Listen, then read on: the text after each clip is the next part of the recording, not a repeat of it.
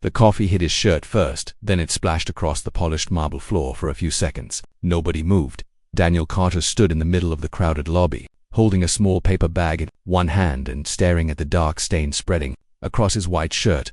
A young employee looked at him and laughed. Oops. Another employee smiled. Since you're already here, you can clean that up. Daniel slowly looked down at the coffee on the floor.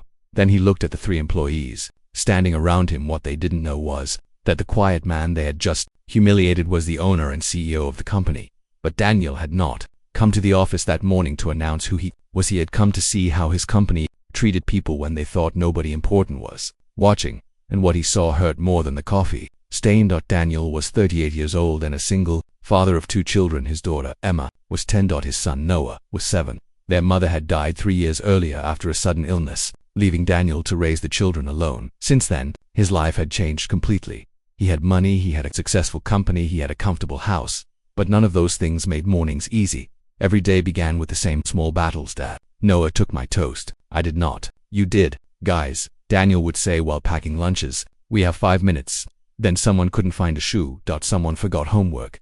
Someone needed help with a school project, and somehow, every morning Daniel was the last person ready to leave. That morning was no different. At breakfast, Emma had been unusually quiet. Daniel noticed immediately what happened. She shrugged. Nothing, Emma. She looked down at her cereal. Everyone at school has someone who comes to their events. Daniel stopped packing Noah's lunch. What do you mean? Our father-daughter day is Friday. Daniel's heart sank. He had a board meeting scheduled that afternoon, a very important one. 4 months, his company had been preparing to open a new branch, and Daniel was expected to lead the final meeting, but Emma wasn't asking about the meeting. She was asking if he would be there. Dad, she said softly, can you come? Daniel looked at her. He saw the hope in her eyes, and suddenly the meeting didn't seem so important. I'll be there, promise. Promise. Noah raised his hand. What about me? Daniel smiled. You too. That made both children laugh. Later that morning, Daniel dropped them at school before heading toward Carter Solutions, the company he had built from almost nothing. He had started the business 14 years earlier in a small, rented office with 2 employees. Now, it had hundreds, but Daniel never forgot where he came from. His father had worked as a cleaner in an office building. Daniel remembered watching him come home exhausted, his hands rough and his shoes worn. His father used to say, son, never judge a person by the job they do, judge them by how they treat people. Daniel had carried those words his entire life. That was why, several months earlier, he had quietly changed the company's leadership policy. He wanted to know what employees were really like when senior managers weren't around. So instead of arriving every day in his usual suit and company car, Daniel occasionally visited different offices dressed simply. No assistant. No expensive watch. No security. Just an ordinary shirt, old shoes, and a visitor badge. Most employees treated him normally. Some were friendly, some were busy. A few barely noticed him, but that morning, he discovered something different. Daniel entered the main office carrying coffee and a small breakfast bag for himself. He had barely walked across the lobby when a group of employees rushed past him. One of them bumped his arm. The coffee flew from Daniel's hand. It landed on his shirt and the floor. Watch where you're going, the employee snapped. Daniel stared at him. Bumped into me. The employee rolled his eyes. Whatever. Daniel looked around. The lobby was busy. Several people had seen what happened. Nobody helped. The employee pointed at the floor. You spilled it. Clean it. Daniel remained silent. I said clean it. Another employee laughed. Maybe that's what visitors are for. Daniel felt something tighten in his chest. Not anger. Disappointment. He slowly put his breakfast bag down. Do you know who I am? The first employee laughed. Someone who doesn't know how to carry coffee. Daniel said nothing. He walked toward the cleaning closet. The employee smiled as if he had one. Daniel took a mop. He returned to the lobby and began cleaning the coffee. But while he was doing it, he noticed something else. A young woman from the cleaning staff was standing nearby. She looked uncomfortable. Daniel recognized her from previous visits. Her name was Maria. She worked long hours and always greeted people politely. When the employees saw her, they often spoke to her as if she were invisible. Daniel finished cleaning. Then he looked at Maria. Do people treat you like this often? Maria hesitated. It's okay. That wasn't my question. She looked down. Sometimes. Daniel nodded. Double quotes. Thank you for being honest. Before Maria could respond, one of the employees called out, Hey cleaner, don't forget the conference room. There's another mess upstairs. Maria immediately walked away. Daniel watched her go. Something inside him changed. He had come to observe. Now he knew he had to act. But before he could make a decision, his phone rang. It was Emma's school. His daughter's voice came through. Dad. Daniel immediately knew something was wrong. What happened? I forgot my science project at home. Daniel smiled. That's all. Yes, I'll bring it really. Of course. Daniel grabbed his bag. He walked toward the exit, still wearing the stained shirt. Nobody stopped him. Nobody apologized. And nobody realized that the man they had forced to clean their coffee was walking away with a decision that would change the entire company. By lunchtime, Daniel had delivered Emma's project. She ran toward him at the school entrance. You came? Daniel hugged her. I told you I would. She looked at his stained shirt. What happened? Coffee accident. Did you spill it? Daniel smiled. Something like that. Emma studied his face. You upset. Daniel sighed a little. She hugged him. Tighter. You can tell me. Daniel smiled. I'm okay. But he wasn't. That afternoon, he returned to the company. This time, he wore his usual dark suit. He walked into the same lobby. The employees who had humiliated that morning didn't recognize him. The receptionist immediately stood. Good afternoon, Mr. Carter. Daniel nodded. Good afternoon. He walked toward the elevator. Then he heard the same employee from the morning. Mr. Carter. Daniel turned. The man's face changed when he realized who stood in front of him. Sir. Daniel walked closer. Do you have a moment? The employee swallowed. Yes, sir. Daniel looked at the others. You too. They followed him into a private conference room. Daniel closed the door. Nobody spoke. Finally, Daniel said quietly, this morning someone spilled coffee on me. The employees stared at the table. You told me to clean it. One of them whispered, we didn't know it was you. Daniel nodded. That is exactly the problem. Silence filled the room. If you had known I was the CEO, would you have treated me differently? Nobody answered. Daniel continued. What if I had been a delivery driver? Still nothing. What if I had been a cleaner? The room became painfully quiet. Daniel sat down. My father was a cleaner. The employees looked up. He worked long hours. He came home tired, but he always treated people with respect, no matter how much money they had. Daniel looked at each person. I built this company because I believed people deserved that same respect at work. One employee finally spoke. Sir, we're sorry. Daniel nodded. An apology matters, but behavior matters more. He left the room. For the next few days, Daniel quietly reviewed complaints from employees. He discovered something disturbing. Several cleaning workers had reported being ignored. One had been yelled at for taking a short break after feeling sick. Another had been blamed for damage she hadn't caused. Maria had filed a complaint twice. Both times, it had been dismissed. Daniel read the reports late that night in his office. His assistant, Laura, stood nearby. You look exhausted. I am. Do you want to continue tomorrow? Daniel shook his head no. He looked at the reports. How did these complaints never reach me? Laura hesitated. Some managers may have handled them internally. Handled them? Yes. Daniel leaned back, meaning they didn't want problems reaching senior management. Daniel closed his eyes. That was the real problem. Not 3 rude employees, not 1 cup of coffee. The problem was that people had learned they could mistreat others without consequences. The next morning, Daniel called a company-wide meeting.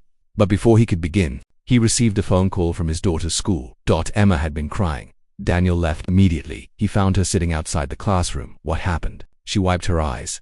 Dad, I don't want to do Father-Daughter Day anymore. Daniel sat beside her. Because everyone is going to have their dad. There, I'll be there. No, she looked at him. You're always tired. Daniel's heart broke. I know you work all the time.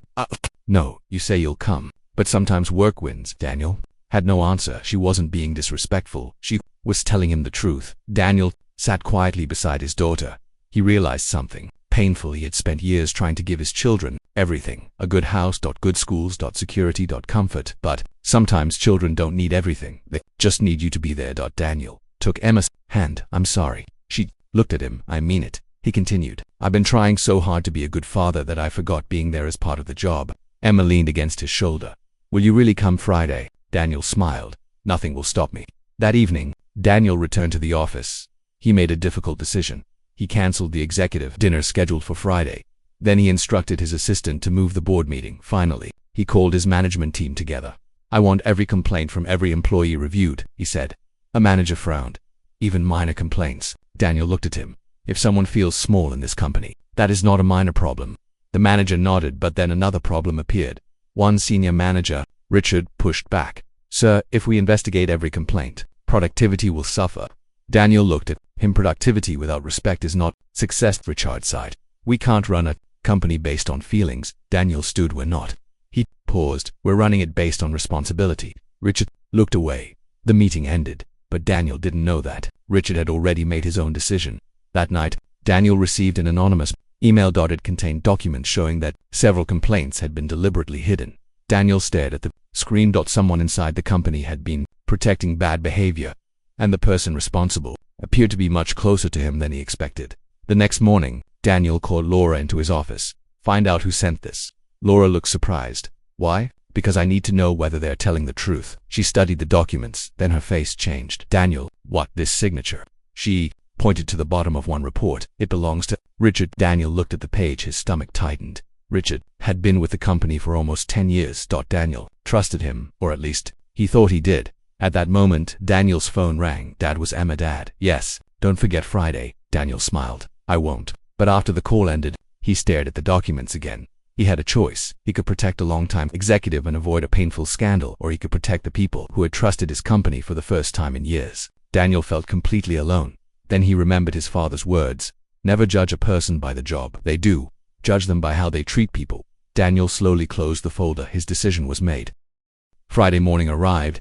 Daniel woke early. He made pancakes for Emma and Noah. Noah looked at him suspiciously. Why are you making breakfast? Daniel laughed. Because I'm your father. That doesn't answer the question. Emma smiled. Dad is trying to be extra nice. Daniel placed another pancake on Noah's plate. Maybe I am after breakfast. Daniel drove the children to school. Before Emma got out, Daniel turned around. I'll see you this afternoon. She smiled. You promise? I promise. Then he drove to the office. Richard was already waiting. I heard you've been reviewing the old complaints. I have. Richard sighed. Daniel, I can explain. I hope you can. Richard entered the office. Daniel placed the documents on the desk. Why were these complaints closed without proper investigation? Richard stared at the papers. We're trying to protect the company now. Daniel's voice remained calm. You were protecting yourself. Richard's face fell. I made mistakes. Yes, I can fix them.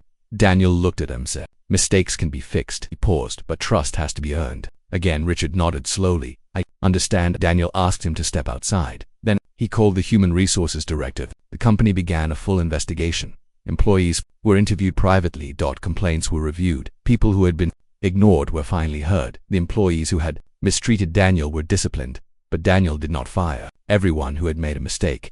He believed people deserved a chance to learn. So he introduced a new workplace policy. Respect applied to everyone. Managers would be evaluated not only on sales and performance, but also on how they treated employees.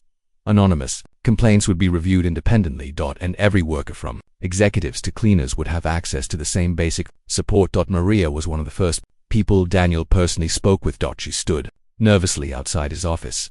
You wanted to see me, sir? Daniel smiled. Please sit. Maria sat. I read your complaints. She looked surprised. You did? Yes. I didn't think anyone would.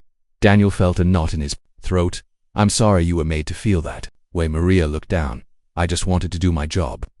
Did he handed her a letter? You're being promoted to cleaning team supervisor. Maria stared at him. Understand, you've worked hard. You treat people with respect, and you've shown leadership. Her eyes filled with tears. Don't know what to say. You don't have to say anything.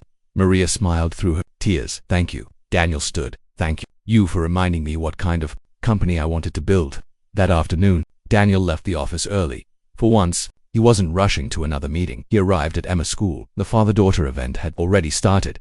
Emma spotted him from across the room. Her face lit up. Dad. She ran toward him. Daniel opened his arms. She hugged him tightly. He came. Daniel smiled. I promised. They spent the afternoon together. They painted. They laughed. They took terrible pictures. Daniel even let Emma put a ridiculous paper crown on his head. Don't move, she said. Why? Because you're my king. Daniel laughed. Across the room, he saw other fathers with their daughters. Nobody knew he was a CEO. Nobody cared. For a few hours, he wasn't the owner of a company. He wasn't responsible for hundreds of employees. He was simply Emma's dad, and that was enough. That evening, Daniel returned home with both children. Noah ran ahead. Dad, I'm hungry. You're always hungry. That's because I'm growing, Emma laughed. Daniel looked at them both. His house wasn't silent anymore. There were backpacks on the floor. Shoes in the hallway. Crayons on the kitchen table. A half-finished science project beside the refrigerator. It wasn't perfect, but it was home. After the children went to bed, Daniel sat alone in the kitchen. He looked at the old photograph of his father sitting at their small kitchen table years ago. Daniel smiled. I finally understand. That his father had always believed success wasn't about standing above people. It was about remembering you were never better than them. The next Monday, Daniel returned to the company. This time, he didn't disguise himself. He walked through the lobby. The employees greeted him. Maria was standing near the front desk. She smiled. Good morning, Mr. Carter. Daniel smiled back. Good morning, Maria. Then he noticed a young employee struggling to carry several boxes. Daniel walked over. Need a hand? The employee looked surprised. Yes, sir. Daniel picked up 2 boxes together. They carried them down the hall. Nobody laughed, nobody stared. It was just a small moment, but to Daniel, it meant everything. Because the company had begun to change. Not because the CEO had threatened people.